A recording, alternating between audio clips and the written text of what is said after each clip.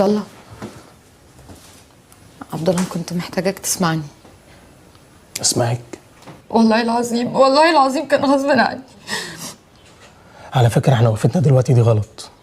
انت مكتوب كتابك على واحد خيره عليا، دفع لي فلوس وخرجني من السجن وقصادها خدك مني. بس انا عملت كده عشان اخرجك من السجن. يا ستي كنت تسيبيني محبوس اهون عليا من انك تبيعي نفسك لشوقي.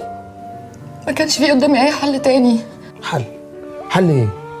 حل ايه اللي يخلي الواحد يختار ما بينه انه يموت محروق ولا يموت مشنوق؟ ما هي موتة والسلام. حل ايه اللي يخليك تبيعي نفسك لواحد وانت عارفه ان هتعيشي معاه في سجن؟ سماح انت ظالمه، انت مش مظلومه. لا انا مظلومه. لا انا عملت كل ده عشانك. ما تقوليش عشاني.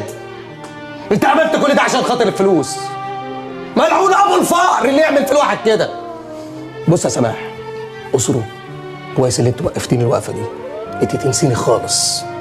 انا بعتبرك بالنسبه لي بضاعه واتقلبت مني ورخيصه قوي.